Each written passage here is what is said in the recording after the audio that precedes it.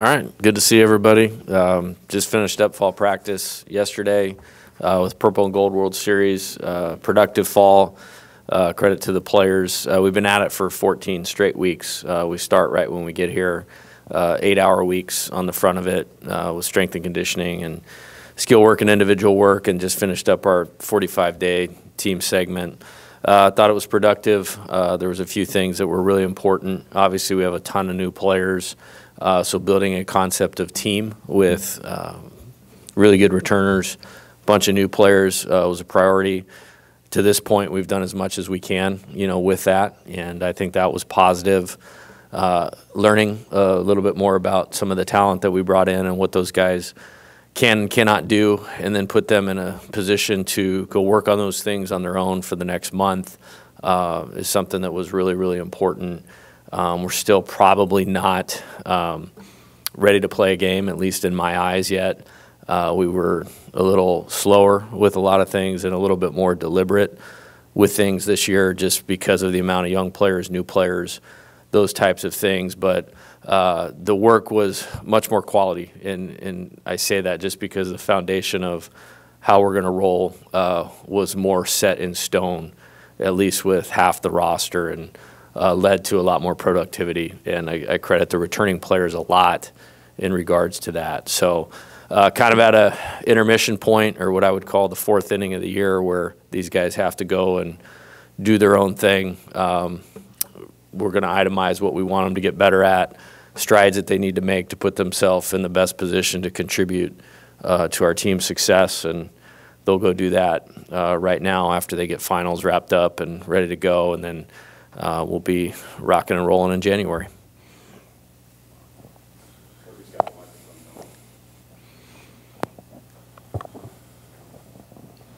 Lots of new faces, obviously, you said. What freshmen really stood out to you this fall, then, as far as making strides? I know that you don't like to single out players, but I'm asking. Yeah, no, I think it's not that at all. I just think a lot of times there's more than one. So I don't want to leave anybody out, and that's certainly the case this year. I mean, on the pitching side of it, clear and far away, Chase Shores is the most ready to make a significant impact. I feel very fortunate that we were able to get him through the Major League Baseball draft, and I think the talent is easy to see. I mean, he's very tall, a lot taller than me, 6'8", something like that, but his body control, his athleticism, but the poise and the mound presence and the confidence, very advanced, for a player of that age. This is a big jump.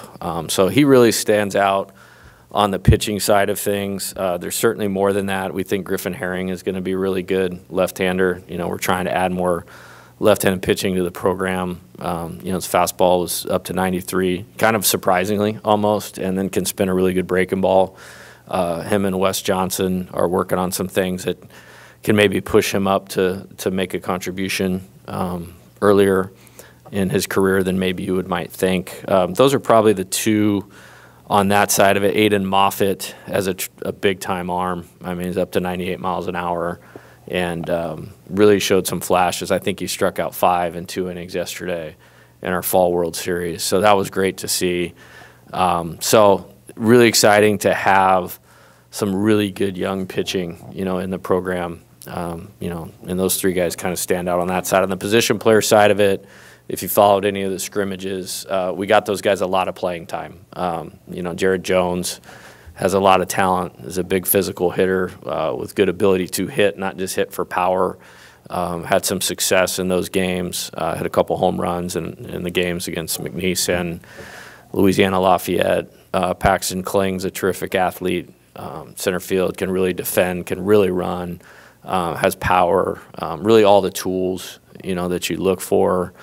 Brady Neal did a great job this fall from a catching standpoint, a good left-handed bat. So, those guys are going to get opportunities to contribute. Gavin Guidry is certainly really talented as well. So it's exciting when you look at it. It's hard to be a contributing freshman player in the SEC in baseball. We played 12 of the 14 teams last year, counting the conference tournament, and there was only 8 freshmen that started against us as position players out of like 108 guys. Like that's pretty hard to do, and I think those guys have the talent to make a positive contribution early. It'll just be getting up to the speed of the game and having the ability to slow it down so their talent can be used. And normally it takes somebody pretty special like a Dylan Cruz or Jacob Berry or Kate Doty or somebody like that to be able to crack in. But I really think a few of these guys are going to be able to do it. And so we're in individual meetings right now and trying to itemize the things that they're going to need to do to be able to do that, because it's certainly not easy, but I like our chances of a few of them being able to contribute. Hi, Coach. Right up here. Here, look. So with the addition of a bunch of new transfers, a bunch of new freshmen, I'm sure this fall kind of opened your eyes to see where you're going to place these guys. But do you kind of like tell them that, like, you know, your spot's not secure, you still have to fight for where you want to play and if you're going to start, because you do have an addition of so many talented athletes? Yeah, I mean, there's a really good quote I like. It's like, success is not owned, it's rented, and your rent is due every day. Like, that's one of my favorite quotes. And if you're running a really elite program, which we're trying to do that here, that's a mantra. It's not like our mantra, but like, yeah. And I think, I mean, we can get some pretty simple ones out of the way. I mean, Dylan Cruz is going to play. You know what I mean? Trey Morgan's going to play. But I don't even have to say that. They see that in terms of how talented those guys are, but how they compete and really how engaged they are in what we're trying to do. I mean, they both have really unique qualities. I mean, you know, Dylan's physical strengths are easy to see, but mentally he's superb, you know, and Trey, and he's really talented, but he's so competitive and wants to win. And, you know, right now is bringing it like every single day. And so what you hope for is that the players that maybe are just, I don't want to say a step down from that, but aren't to that level yet, will look at that and they may not be able to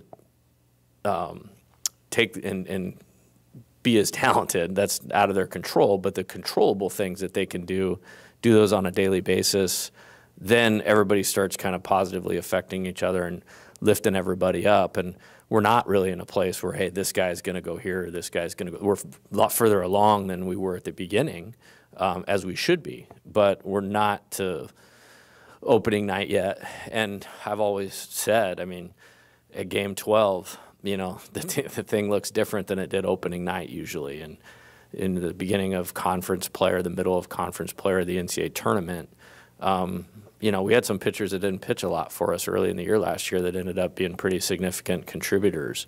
So I feel much better, though, like about the pieces and how we can align them. And we have more options and flexibility as far as lineup flexibility, pitching rotation flexibility, to be able to do things that hopefully put us in an advantage. And you really, it's almost like a necessity now, you know, just because the league is good and we'll be challenged, which is great. That's why guys come here.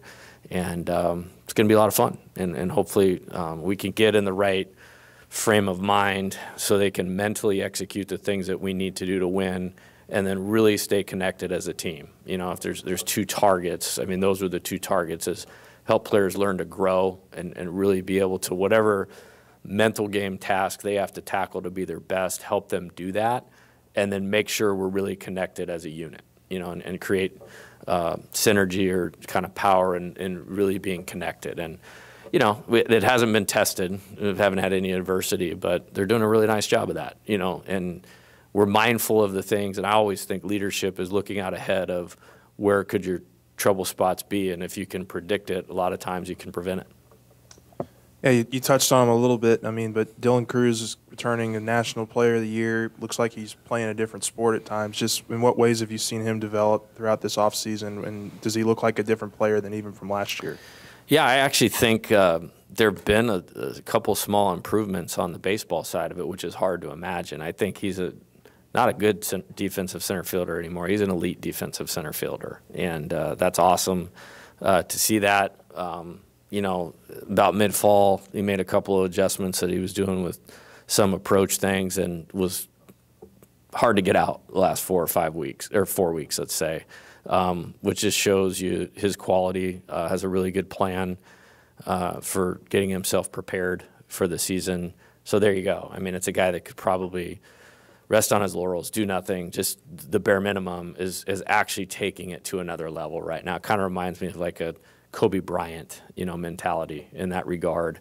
And then I think the other thing that stands out, and he doesn't have to do it, but just how much he cares about the team and the leadership piece and speaking up and helping guys along. And it's kind of funny. We were over at Louisiana Lafayette last Sunday, and I was sitting next to him and Trey Morgan in the dugout, and it's like both of them were talking the entire time. I wanted to be like, who are you guys? Like, I mean, it's kind of awesome, to be honest with you. So that's something I really appreciate. And you won't find, one player in our program that's not pulling for him because of, how he operates like that. But it's a really good example in how he works and leads and all that, and using his voice more now too. So it's awesome to see. I can't wait to see him talk. That'll be fun. You talked about having options in maybe ways last year that you weren't equipped to do so. Do you feel like you filled a lot of the holes, or are filling the holes, and that rent statement that you talked about will kind of take care of itself? I do. The rest, I guess. Yeah, I do. And I'll try to answer the question as best I can. I think that when you're coaching and developing, I think for the players, like the best thing I can do for them is give them like the mental discipline to just focus on their job and the task at hand and be present and all that boring stuff that I'm sure you hear from all of us. You know what I mean? But it is real for them to reach their potential. But then, I'm the one person, and I really don't even love my assistant coaches doing it, to like look ahead to, maybe this year or the next year after that or the next year after that, and say, where can we get better? And I think through development, and there's certainly really good examples of that you'll see on our team, Ty Floyd, Grant Taylor. I mean, those guys are really developing, and they deserve a lot of credit for it. I think Ty started kind of midway through the season last year, and there's a lot of credit to them and to him. And then you add, Coach Wes Johnson into the mix and the wisdom that he has and the ability to connect and teach that he has. He's making a massive step forward. So it's a player that was on your team, but they're not necessarily the same player. So a lot of the holes are getting filled that way. And some of it you can't get through without experience. It's kind of marvel at, the football team a little bit. We have some really good freshmen playing for us and playing really well. And that's like outlier stuff, or like, Dylan Cruz or Jacob Berry or Tommy White being as good as they were in their freshman seasons. So we certainly are trying to solve or close the gap on elite with development and then obviously in recruiting. And I feel like we've done that. Now you have to go play and you have to go execute the play. But I feel very good about being closer to be able to do that with the way that we've recruited and the way some of these guys have developed. Middle infield defense was kind of a point of weakness last year. I know that you started coaching the infielders in the middle of last season, but what have you seen from those positions? And is second base like a position that maybe we could see a true freshman? I noticed you also had Jack Merrifield playing a little bit of shortstop. Yeah, a lot to that. I'll try to remember everything. Relative to their development, I think Jordan didn't get off to a great start, but he played very well at the back half of the season. And it would be ignorant not to look at that and acknowledge that. And I think that speaks to him and his toughness and competitiveness. He made one error the entire fall. And he missed a couple games with the hamstring deal, but he was exceptional. And, I've had pro teams like, talking to me about that's what a major league shortstop looks like. And if you were around at all, you definitely saw you saw flashes of it at times last year, but you saw great consistency of it. He's healthy. He's playing low. I mean, looks like Brandon Crawford of the San Francisco Giants a lot. And really happy for him and excited for our team. you know, because that will be great. You know, relative to the second base thing, I mean, we've used a lot of guys, sometimes out of necessity, just with not having a lot of depth just in infielders, period, because of the Major League Baseball draft, moving guys to the position. A couple guys are out, moving outfielders to the infield. You know, we'll see a lot of guys play that position. I think last Saturday we played the game, or Sunday against UL, we actually played the game straight up where, you know, like if we pinch hit for somebody, we rolled somebody in and didn't, you know, just mix and match like a fall game. And I think Jack, Ben DePolt, and Gavin Guidry all played second throughout the game. And you may see some of that kind of stuff. And they're all good players, and I feel like we can be successful with all of them. You know, and Gavin Dugas missed the last 3 weeks with a eye procedure. You know, I wanted him to get his eyes checked, and then when they did that, they went and found like this thing underneath his cornea that had to be removed, and so that was good for him. And so, you know, he was doing fine as well. So, you know, there's a lot of, I mean, we had to throw Paxton Kling in there a couple times. I think Joe Bear played second base, which, you know, that, you know, it's not something maybe I would have had scripted out, but, you know, try to get them under the mindset of you're a baseball player. You don't have to be pigeonholed into something. And I think there's a lot of guys that'll be able to get the job done.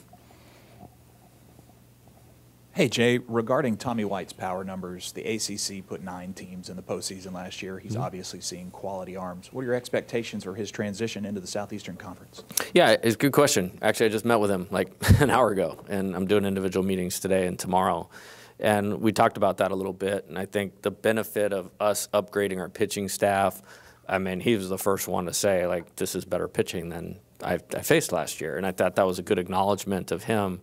And then we talked about the things that he needs to do to, let's just say, have the right approach or control his at-bats to be consistent. I think he's an elite hitter. I think the power really jumps off the page, and that gets a lot of attention, and rightfully so, because not too many guys hit, I don't know, maybe, you know, 27 home runs or something like that, 28 home runs, but he'd also hit 360-something, you know, in a conference that was very good, and he did about the same. I mean, in the fall this year against our pitching.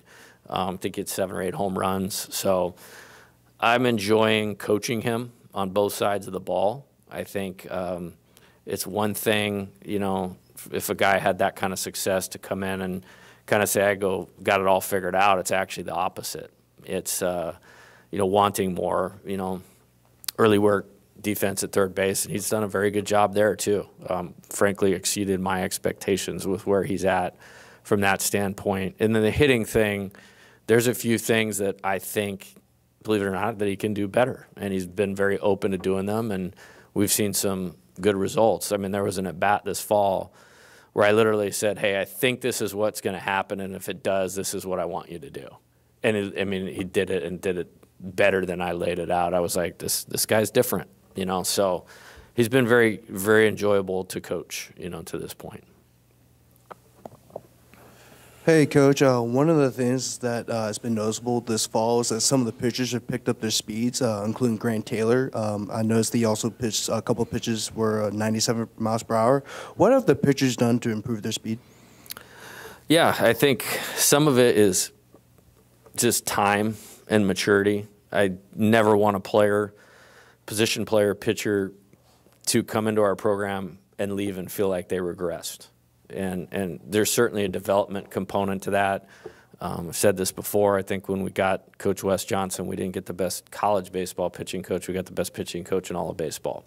And that's a multi-layered thing. Like, that's not just – there's a lot of guys that do something really well in terms of how they develop. And there's a lot of good pitching coaches out there. I just think he's really complete in knowledge, you know, and sometimes guys will get pigeonholed. Hey, he really knows analytics, or – you know, the Rapsodo, the TrackMan, and can really, you know, decipher what those numbers mean and put together a development program for a Grant Taylor that's going to help him increase velocity. He definitely can do all that.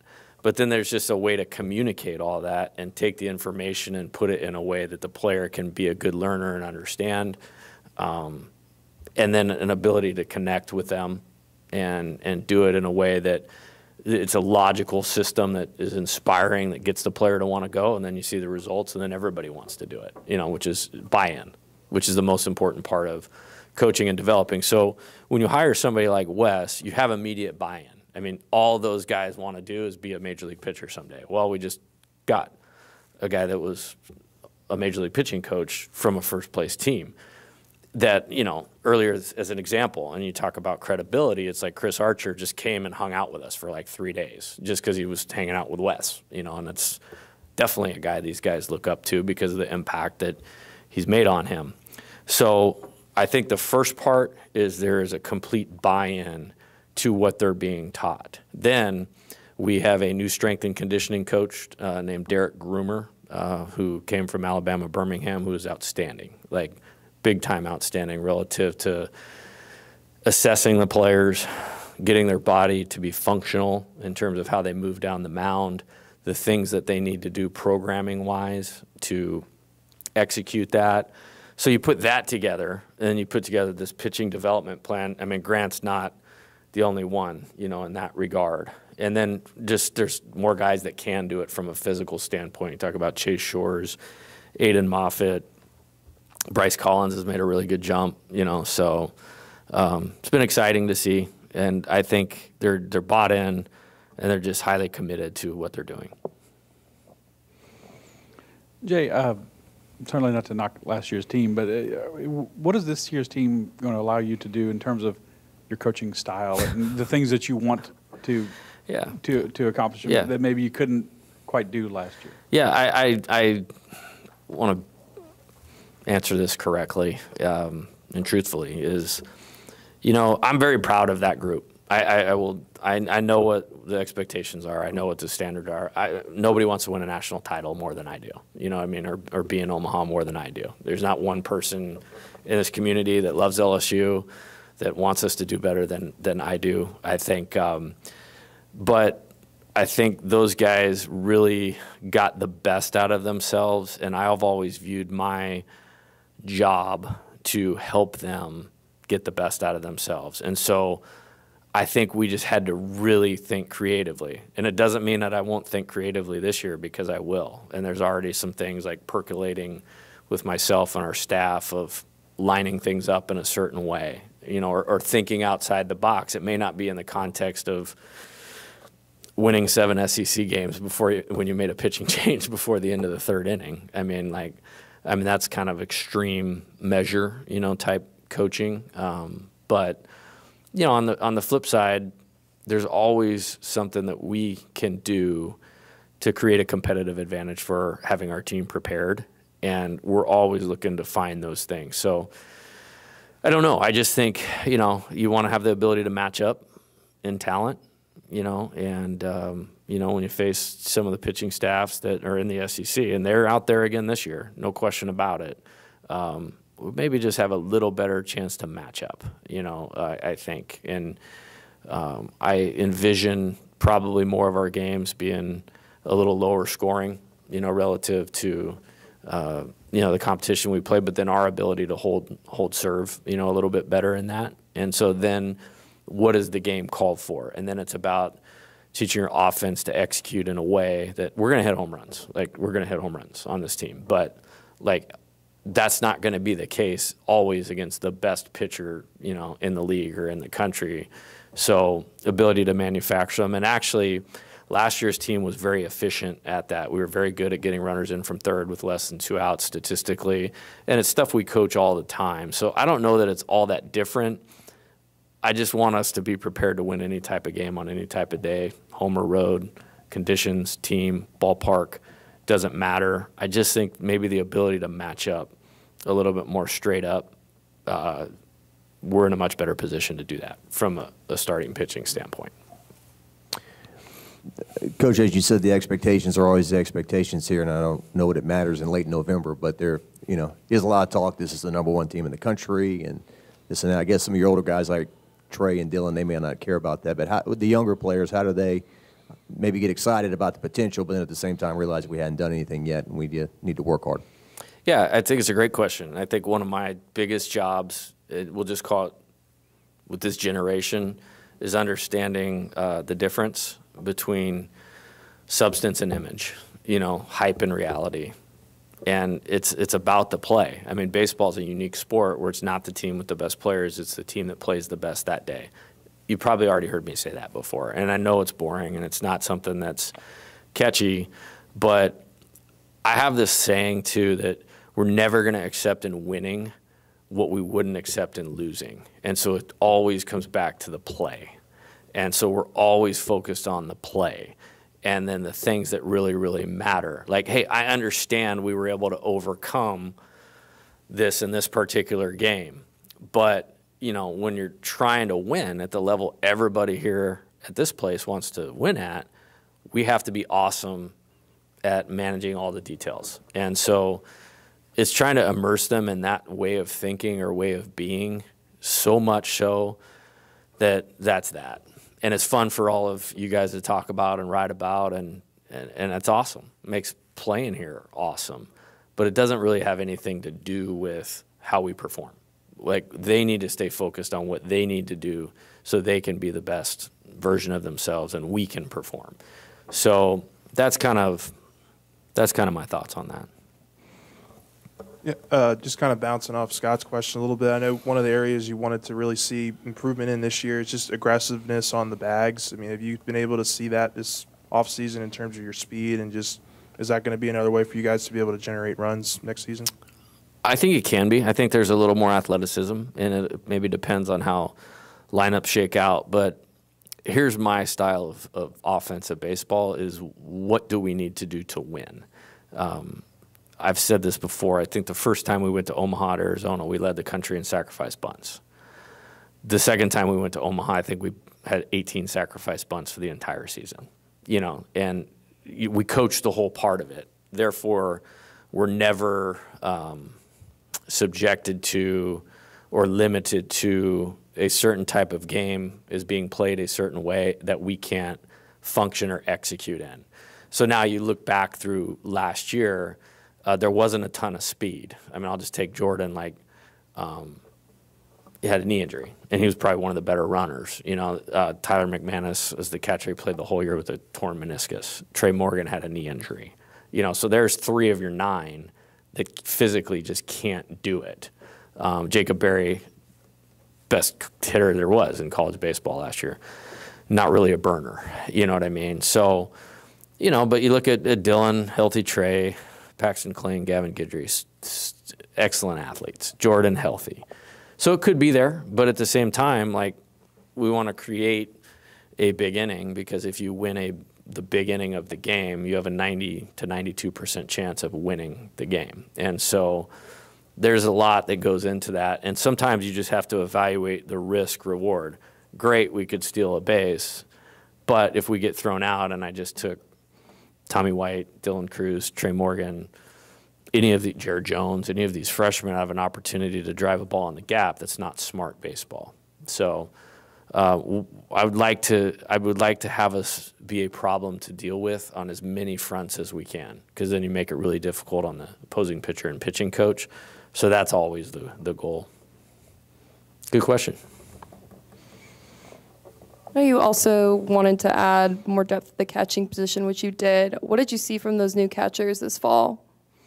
Yeah, I mean, as a whole, I think it's not a new one, but Alex Milazzo, healthy, which is great for us. He's done a great job defensively, as he always does, you know, handling pitchers and those types of things. He also did a terrific job, you know, mentoring those younger players, which was great. Hayden Travinsky, he's been injured throughout the whole fall with leg stuff, and has been sick. So he had kind of limited time back there. You know, Brady, I think Brady Neal is probably the most advanced receiver, blocker, thrower. He's built very well to be a good defensive catcher. Obviously a really good left-handed hitter as well. I thought he did an exceptional job last Sunday when we were at Louisiana Lafayette. You know, when I talk about being multi-dimensional offensively and giving you a lot to deal with and being a problem, they're as good as anybody in the country at running that type of style and system. So part of the reason I threw him back there for a good portion of the day was like, hey, man, if you can withstand this, then you can withstand anything. And he did a nice job, and him and Alex split the day there, and they both did a good job. We were able to, and part of it was good pitching, but we were able to contain the running situation there, and Brady did a good job with that. Jared's got a really good throwing arm. Ethan's got a really good throwing arm. They're big-bodied guys, which is a good target to throw to. I think all of them just need experience, you know, between the season and summer ball next year and those types of things. I would guess it'd be like in football having 3 freshman quarterbacks. There's a lot to – you just got to go kind of one thing at a time. Thank you.